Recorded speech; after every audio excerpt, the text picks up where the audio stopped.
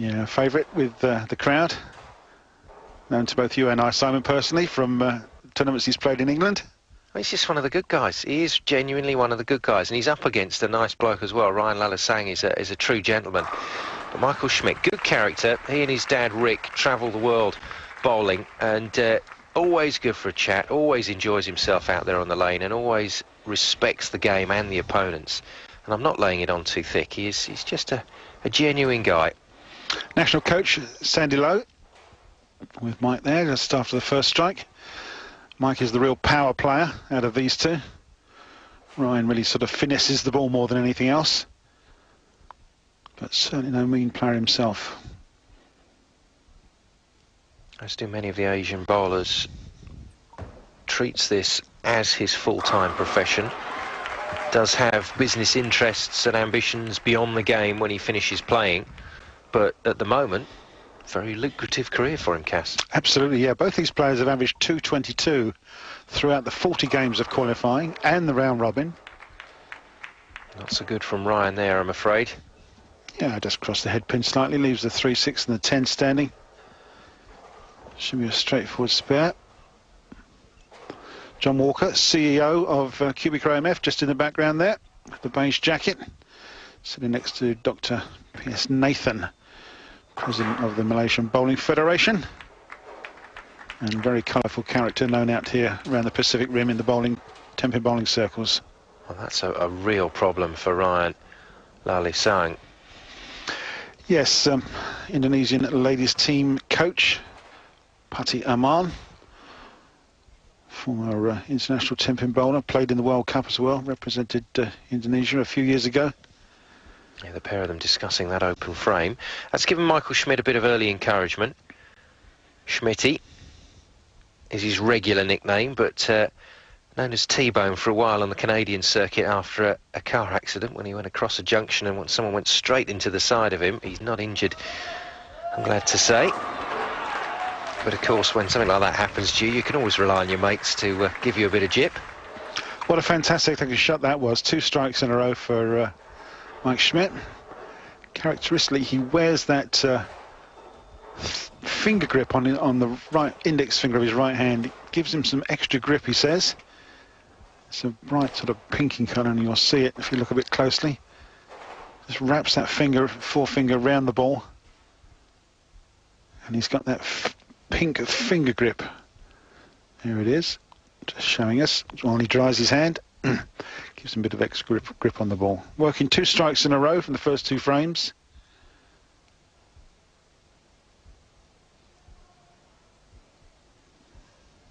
Certainly won't be rushed. He's been here before. He knows exactly what he has to do in this tournament. Being a former winner. Didn't get back. Just a fraction light, wasn't it? Leaves the 2 and the 8 sleeper. 1 pin behind the other. Now, he's got to be quite accurate to get this one out. Use a little bit of hook, well, maybe not too much. He's got to get that front pin, but make sure the ball covers the back pin at the same time. It's the 2 and the 8 pin standing. The first shot really wasn't quite good enough. Didn't make the pocket at all. Straightens the shot. And the familiar sound in the background of hurry. Now, that's Rick, who's Mike's dad, and everywhere you hear this around the world when Mike's bowling, you hear hurry, and that's Rick. Very familiar sound. Ryan then needs to recover his composure here.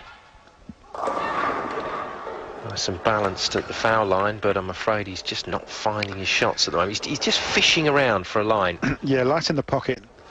It's the 4 pin bouncing all around the 7 pin, but it doesn't clip it and take it out, so it's standing there in the corner.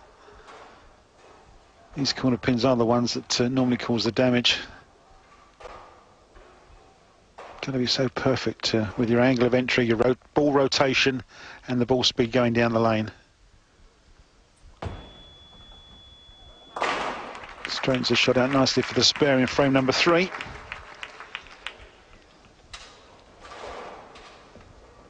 Crosses over. 41 and 42 remember being used as the 2 lanes in this massive 57-lane bowling centre, the Malaysian International Bowling Centre, purpose built state funded for this particular event. Yes, two banks of lanes back to back, synthetic bowling surface. Don't see too many brand new centres with wooden lanes anymore, as in the old days.